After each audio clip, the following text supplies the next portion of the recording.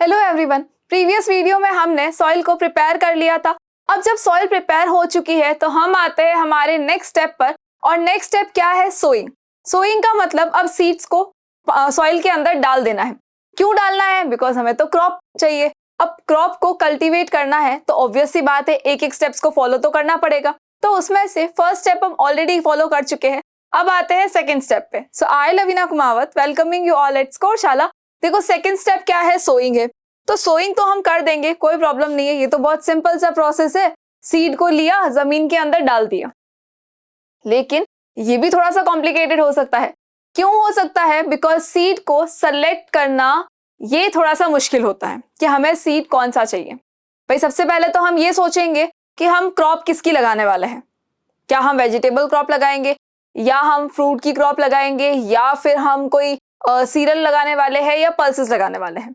जब हमने ये सोच लिया, हमारे लैंड को भी हम प्रिपेयर कर चुके हैं, तो आफ्टर प्रिपेयरिंग द लैंड अब हमें ये देखना है कि हमारे जो सीड्स है वो हम कौन से यूज करेंगे। हम ऑब्वियस सी बात है, जब हम बात करते हैं किसी पर्टिकुलर चीज की तो हम क्या करते हैं? अच्छी क्वालिटी का होना चाहिए।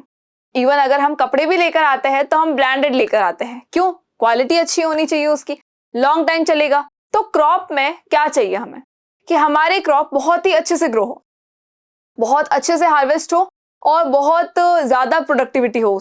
ऐसा नहीं कि नॉर्मल प्रोडक्टिविटी हो, नहीं। ऐसा क्यों? ताकि हमें ज्यादा पैसे मिल सके। भाई फार्मर बेसिकली कल्टीवेशन क्यों करता है? क्यों इतनी मेहनत करता है पूरे साल? वो इसलिए ताकि वो जब क्रॉप को सेल आउट करेगा मार्केट में तो उसे अच्छा खासा पैसा मिलेगा, और उस पैसे से इसका घर चलेगा। फार्मर्स का घर चलेगा। तो हुआ क्या? हुआ ये कि हमने विजिट किए जब खेतों को, तो विजिट करने पर हमने कुछ फार्मर से डिस्कशन किया। डिस्कशन करने पर पता चला कि एक फार्मर था जो बहुत परेशान सा बैठा था। भाई बाकी सब लोग डिस्कस कर रहे थे, बातें बातें कर रहे थे, मजे मार रहे थे, अच्छे से बहुत हंस हंस के गप्पे भी मार रहे थे, बता रहे थे अपनी अपनी कहानियां कि भाई हमने इस तरह से क्रॉप लगाई, हमने इस तरह से लगाई। बिकॉज जब भी हम नया काम करते हैं तो हम लोगों से सलाह जरूर लेते हैं। तो जब हम क्रॉप लगा रहे हैं अपनी, तो हमें क्या करना पड़ेगा? फार्मर्स के पास जाना पड़ेगा जो ये काम ऑलरेडी करते हैं। तो जब डिस्कशन चल रहा था तो एक फार्मर था जो थोड़ा साइड में बहुत उदास सा बैठा था। तो हम उसके पास जाके बातें करने लगे। उनसे पूछा कि भाई आप उदास क्यों बैठे हो? तो उन्होंने बोला कि मेरी जो क्रॉप थी वो इस बार अच्छे से हार्वेस्ट नहीं हुई। कुछ तो पौधे हो गए, कुछ पौधे नहीं हुए। हमें ये बात थोड़ी समझ नहीं आई कि भाई कुछ पौधे अच्छे से ग्रो हो गए, कुछ पौधे नहीं हुए, ऐसा क्यों? सबको पानी तो बहुत बराबर दिया गया था, सबको जो न्यूट्रिएंट्स दिए गए थे, मैन्योर दिया गया था, फर्टिलाइजर था, वो भी ठीक था, पेस्टिसाइड डाला गया था ताकि पेस्ट जो है वो हमारे क्रॉप को खराब ना करे। तो फिर क्या हुआ? तो फिर फार्मर ने हमें ये बताया कि जो मैंने क्रॉप लगाई थी उसमें से मेरे 25 to 30% जो प्लांट थे उनकी ग्रोथ अच्छी थी, उनकी प्रोडक्टिविटी भी अच्छी थी, बट जो रिमेनिंग 70 to 75% प्लांट थे उनकी ग्रोथ अच्छी नहीं थी।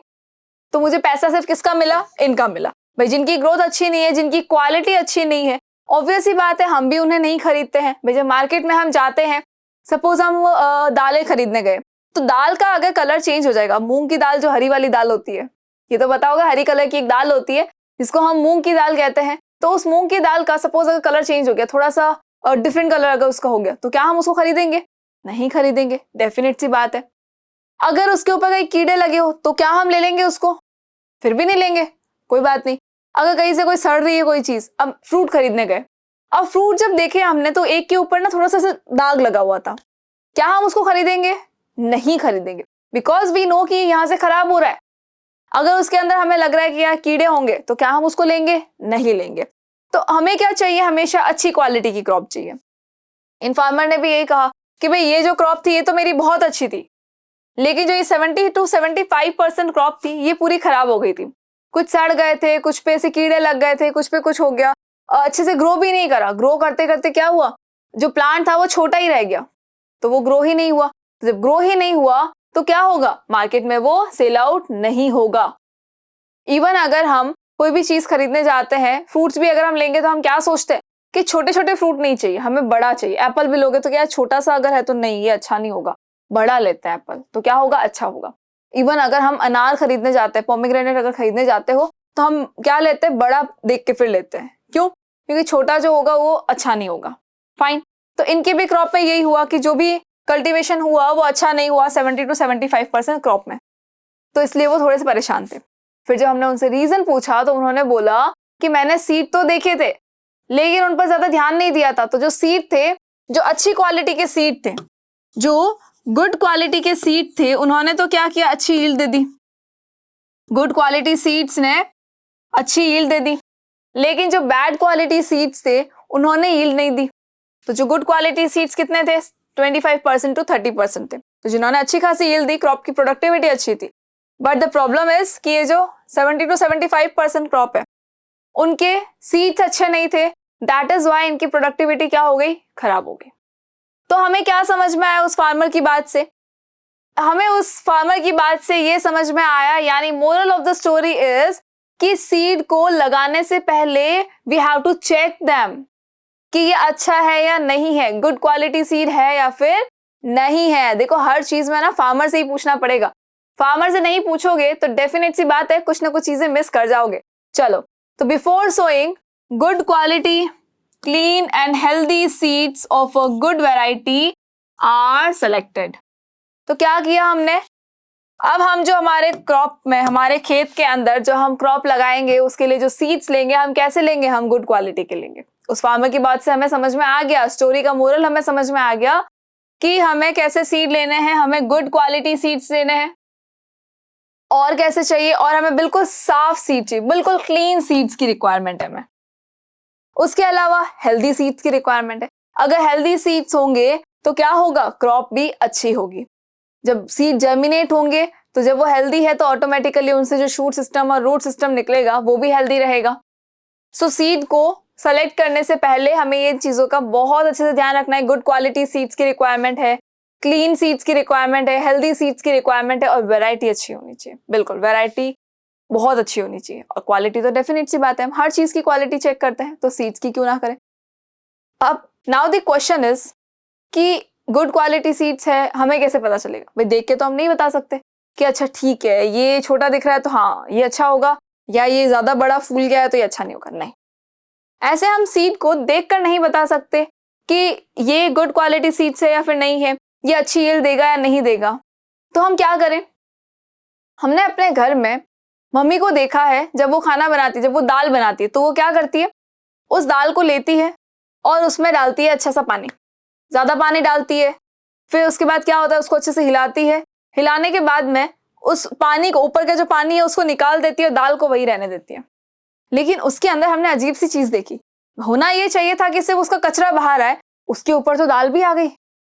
उस जब पानी को डाला तो उसके ऊपर दाल भी आ गई थोड़ी सी। तो हमने बोला ही था मम्मी को कि ये दाल आप क्यों फेंक रहे हो, ये तो खराब नहीं है, ये तो सही है, दाल ऊपर आई है ना, नीचे ले लो, क्या फर्क पड़ेगा। तो मम्मी ने हमें ये बताया कि जो दाल थी ना ये खराब थी।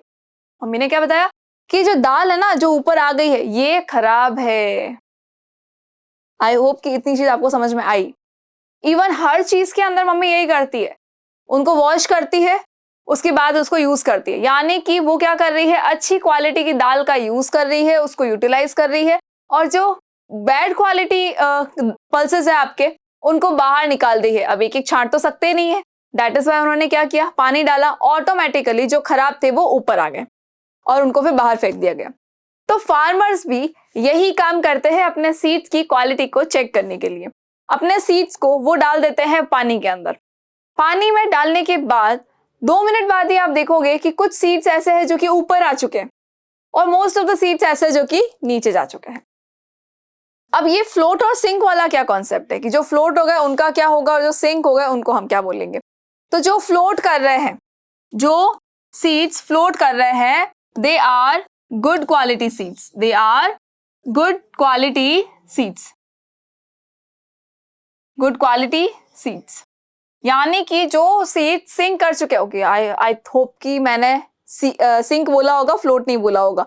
अगर बोला है तो कोई बात नहीं, आप फिर से एक बार सुन ले क्या कह रही हूं मैं, कि अगर ये जो सीड्स है ये आपके सिंक कर जाते, ये डूब जाते हैं, यानी ये डूबे हुए जो सीड्स है ये बहुत ही अच्छी क्वालिटी के सीड्स है, ये गुड क्वालिटी के सीड्स है, और हमारे लिए यही सीड्स इंपॉर्टेंट है। यही सीड्स क्या है हमारे लिए, बहुत ही ज्यादा इंपॉर्टेंट है। और जो सीड ऊपर आ जाते हैं, तैर जाते हैं, जो फ्लोट कर रहे हैं, तो मम्मी क्या करती है, फ्लोटिंग सीड्स को फेंक देती है, फ्लोटिंग पल्सेस को फेंक देती है। तो यहाँ पर हम भी यही करेंगे, जो फ्लोट कर रहे हैं उनको हम बाहर फेंक देंगे, जो फ्लोट कर रहे हैं उनको हम बाहर फेंक देंगे। अब हमने ऐसा क्यों किया? ऐसा इसलिए कि जो फ्लोट कर रहे हैं they are bad quality seeds, तो हमें इनकी रिक्वायरमेंट नहीं है, इनसे हमारी क्रॉप अच्छी नहीं होगी, इनसे यील्ड अच्छी नहीं होगी। They are bad quality seeds.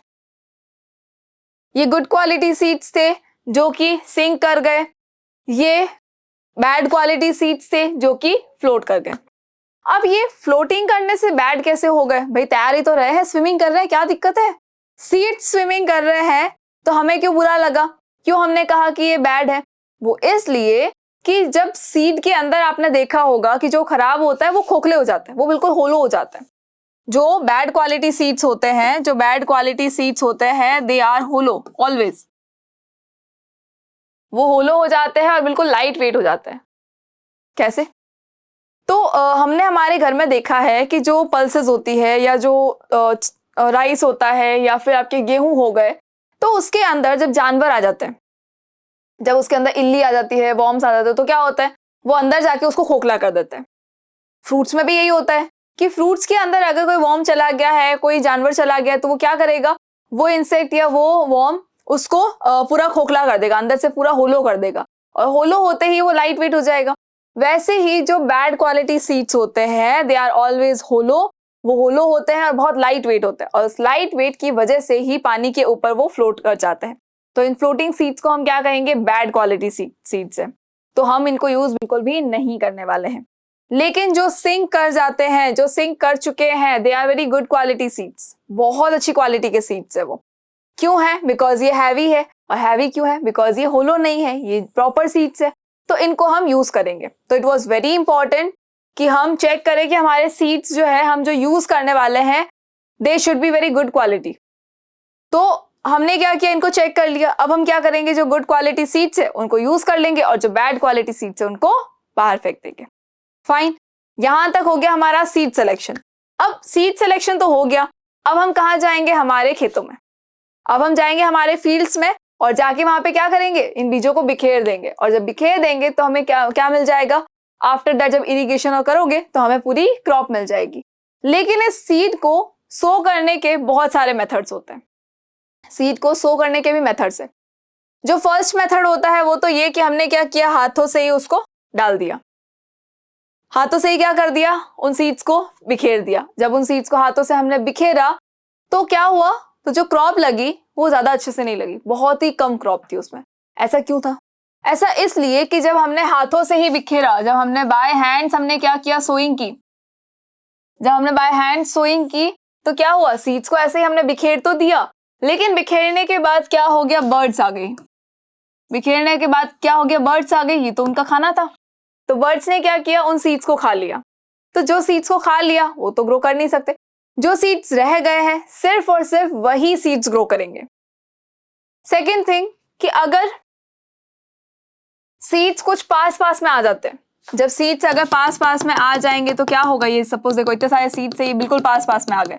जब ये इतने पास पास में आ गए और क्रॉप लगेगी, तो जब क्रॉप लगना शुरू होगी, छोटे हैं तब तक कोई प्रॉब्लम नहीं है, पर जैसे ही थोड़े से बड़े हो जाएंगे तब क्या होगा, होगा ये कि ये एक दूसरे से फाइट करना शुरू कर देंगे, सनलाइट के लिए, वाटर के लिए, न्यूट्रिएंट्स के लिए ये compete करना शुरू कर देंगे। और उस कंपटीशन की वजह से भी क्या हो जाएगा, उस कंपटीशन की वजह से ये प्रॉपरली ग्रो नहीं कर पाएंगे, बिकॉज जो इतने से एरिया के अंदर बेसिकली ये सिर्फ इतने लगने चाहिए थे सीड्स, और यहाँ इतने सारे अगर सीड्स आ चुके हैं तो डेफिनेट सी बात है कि यहाँ पर होगा competition for nutrients, for water, for sunlight, तो वो प्रॉपर ग्रो नहीं करेंगे। और जब ये सारे क्रॉप्स आपकी, सारे प्लांट्स आपके प्रॉपरली ग्रो नहीं करेंगे तो ये हमारे लिए बिल्कुल भी यूजफुल नहीं है। ठीक है, आई होप कि इतनी चीज आपको क्लियर हो गई कि हमें क्या करना है, इनको प्रॉपर डिस्टेंस देना है। तो अगर इम्प्रॉपर डिस्टेंस है, प्रॉपर डिस्टेंस नहीं है, इक्वल डिस्टेंसेस नहीं है, तो भी प्रॉब्लम है।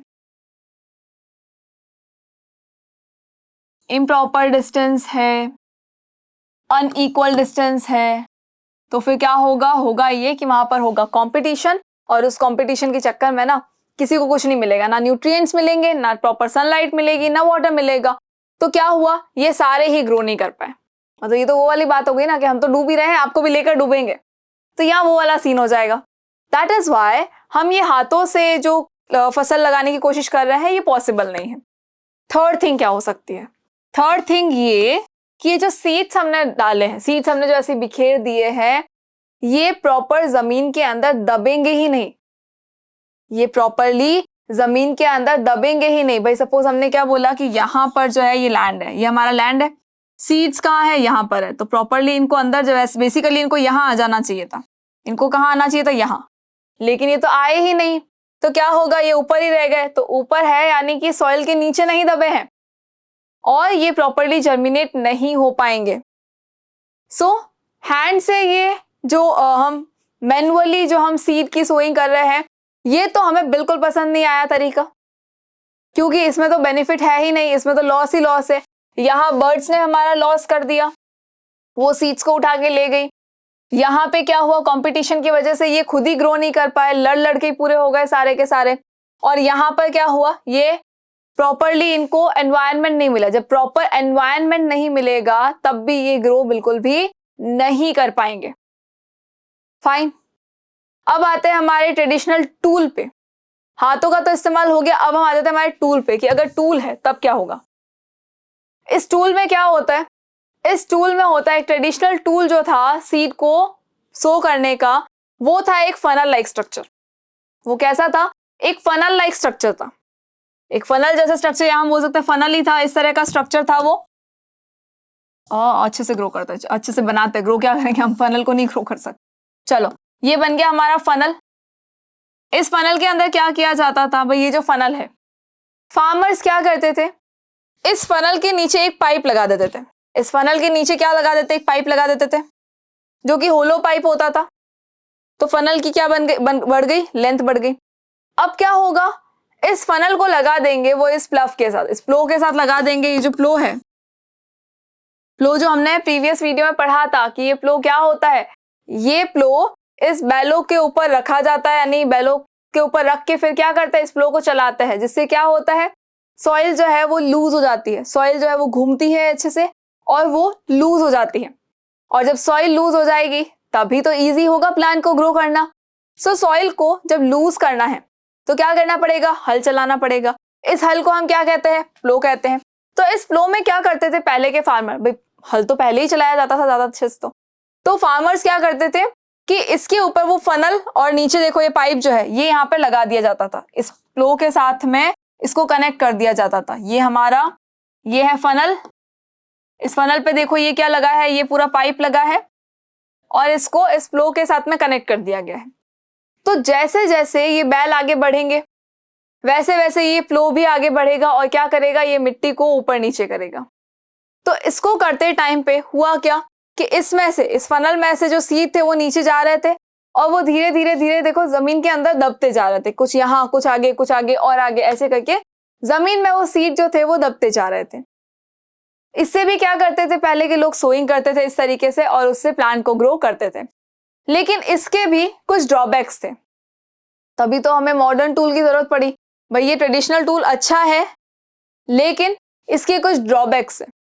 ड्रॉबैक्स क्या थे कि इससे जो सीड थे वो जमीन के ऊपर तो नहीं रह रहे थे, तो ये बर्ड वाला कॉन्सेप्ट तो यहाँ पर नहीं था, बर्ड वाला कॉन्सेप्ट यहाँ पर नहीं था, तो बर्ड जो है वो इन सीड को नहीं खा पाते थे।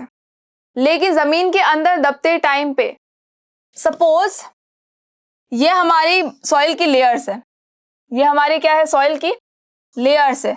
ये है फर्स्ट लेयर जहां पर सीड्स जो है इम्प्लांट किए जाते हैं, ये हमारी है सेकेंड लेयर। अगर यहां तक सीड आपका आ जाता है सेकेंड लेयर तक तो वो इजीली ग्रो नहीं कर पाएगा, ठीक है। तो सीड को इम्प्लांट कहाँ किया जाएगा, इस फर्स्ट लेयर के अंदर। तो इम्प्लांटेशन, सीड का इम्प्लांटेशन यहां होना चाहिए, फाइन। अब होगा क्या इस मेथड से, इस मेथड से कुछ सीड्स तो ऐसे होंगे जो यहां पर इम्प्लांट हो जाएंगे, तब तक तो अच्छी बात है। लेकिन जो सीड्स नीचे आ जाएंगे, यहां से नीचे की तरफ आ जाएंगे, सीड इम्प्लांटेशन यहाँ फर्स्ट लेयर पे कंप्लीट हो जाना चाहिए था, लेकिन इस मेथड से क्या हुआ, काफी सीड जो थे वो यहाँ आ गए। तो इन सीड्स को जर्मिनेट होने के लिए प्रॉपर एनवायरनमेंट, सूटेबल एनवायरनमेंट नहीं मिला। क्यों नहीं मिला, तो यहाँ पर तो क्या होता है, एयर होती है, यहाँ पर तो क्या होता है, एयर होती है, हमें पता है यहाँ पर एयर होती है टॉप सॉइल के अंदर, लेकिन यहाँ पर क्या है, एयर नहीं है। और अगर एयर नहीं है तो डेफिनेट सी बात है कि सीड जो है वो जर्मिनेट नहीं होने वाला है। अगर एयर नहीं है तो सीड जर्मिनेट बिल्कुल भी नहीं होगा। तो ये सीड्स हमारे लिए क्या हो गए, वेस्ट हो गए। सेकेंड थिंग अगेन वही है कि अगर इम्प्रॉपर डिस्टेंसेस हो जाती है, अनइक्वल डिस्टेंसेस पर ये सीड्स अगर ग्रो हो जाते हैं तो क्या होगा, कंपटीशन होगा फूड के लिए, वाटर के लिए और न्यूट्रिएंट्स के लिए, उसके अलावा सनलाइट के लिए होगा। तो ये सारे प्लांट्स प्रॉपरली ग्रो बिल्कुल भी नहीं कर पाएंगे, तो ये भी हमारे लिए बेनिफिशियल नहीं रहा। अब क्या हुआ, धीरे धीरे धीरे जब टाइम बीतता गया तो मॉडर्न जमाना हो गया, और उस मॉडर्न जमाने के साथ साथ में ये जो एग्रीकल्चरल टूल्स थे ये भी थोड़े मॉडर्न वे में आने लग गए। तो फिर एक नया तरीका आया सीड को इम्प्लांट करने का, और उस सीड को इम्प्लांट करने का नया तरीका क्या आया, नया तरीका आया सीड ड्रिल। इस नए तरीकों को क्या कहा हमने, उसको हमने कहा सीड ड्रिल। सीड ड्रिल जो होता है वो सोइंग के लिए यूज किया जाता है और ट्रैक्टर की हेल्प से किया जाता है। ये सीड ड्रिल जो है, सीड ड्रिल कैसे यूज किया जाएगा, किसके लिए किया जाएगा, तो ये किया जाएगा सोइंग के लिए हेल्प, यानी सीड्स को बोने के लिए हेल्प किया जाएगा।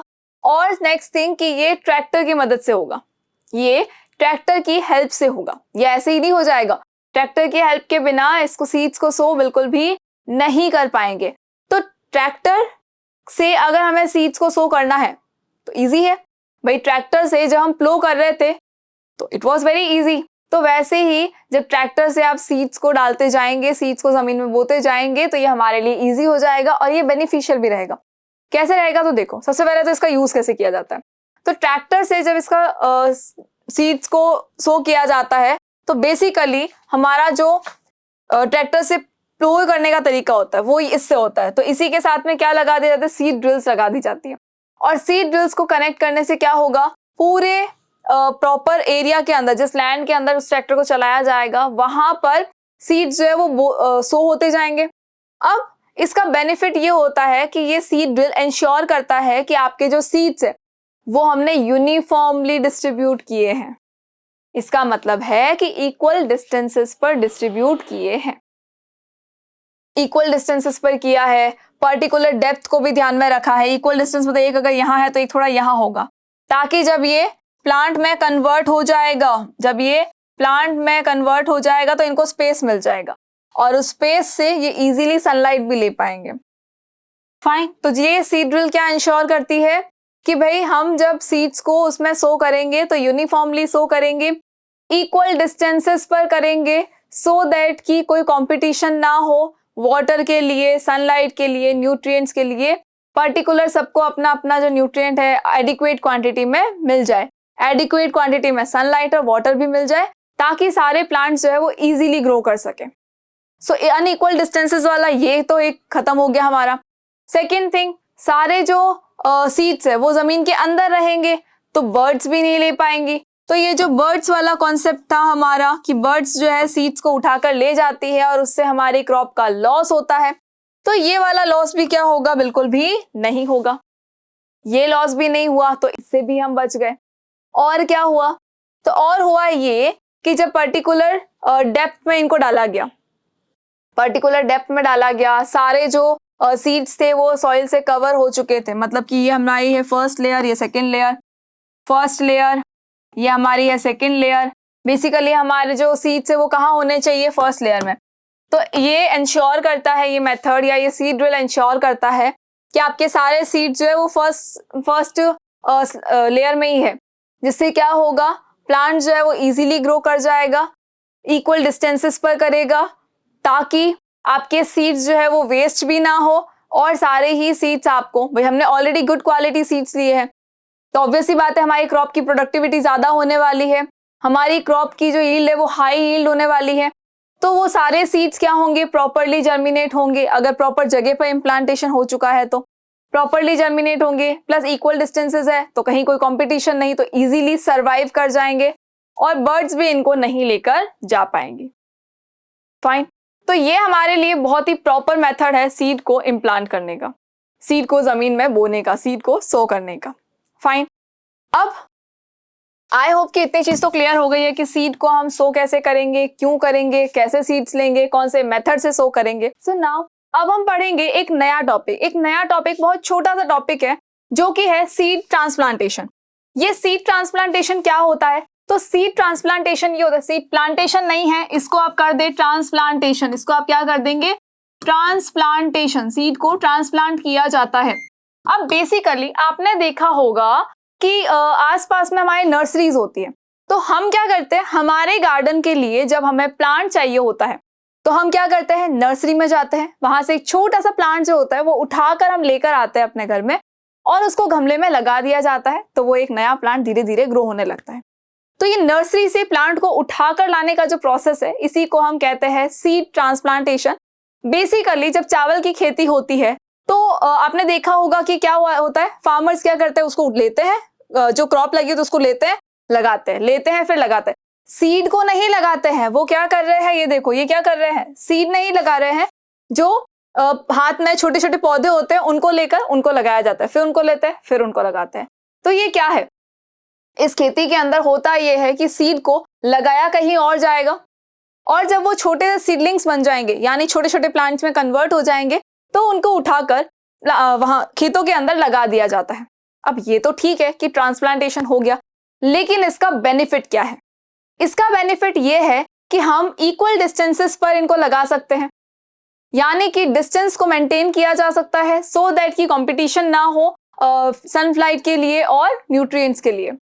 और एक क्या बेनिफिट हो सकता है, और एक बेनिफिट ये होता है कि जब हम इनको लगाते हैं, जब हम इन सीड्स को लगाते हैं, तो इन सीड्स को लगाते टाइम पे कुछ सीड ऐसे होते हैं जो ग्रो ही नहीं करते, जो जर्मिनेट ही नहीं होते हैं। तो खेतों में लगाने के बाद अगर हमें पता चलेगा कि यार ये तो जर्मिनेट ही नहीं हुए, बहुत कुछ ही क्रॉप लगी है, तो बहुत नुकसान हो जाएगा। दैट इज वाई एक डिफरेंट प्लेस के ऊपर क्या किया जाता है, उन सीड्स को लगाया जाता है और जब वो सीड जर्मिनेट होकर प्लांट्स में कन्वर्ट हो जाते हैं, तब उनको लेकर यहाँ खेतों के अंदर प्लांट कर दिया जाता है सो दैट की क्रॉप की प्रोडक्टिविटी भी इंक्रीज हो जाए। सो आई होप कि आपको सीड ट्रांसप्लांटेशन भी क्लियर हो गया होगा। It was very interesting topic कि हम सीड को ट्रांसप्लांट कर रहे हैं, कितना अच्छा था ना, कहीं और हम सीड लगा रहे हैं और उसके बाद उस प्लांट को कहीं और लाकर प्लांट किया जा रहा है। सो इससे बहुत ज्यादा बेनिफिट्स होते हैं और फार्मर्स का नुकसान भी कम होता है। और बेसिकली आपने मूवीज में भी ये करते हुए देखा होगा कि वो प्लांट को लेकर लगाते हैं, बहुत ही अच्छा प्रोसेस है ये। So now in the next video हम एक नया टॉपिक पढ़ेंगे, एक नए स्टेप पर जाएंगे, तब तक आपको इनको रिवाइज करना है। Thank you so much.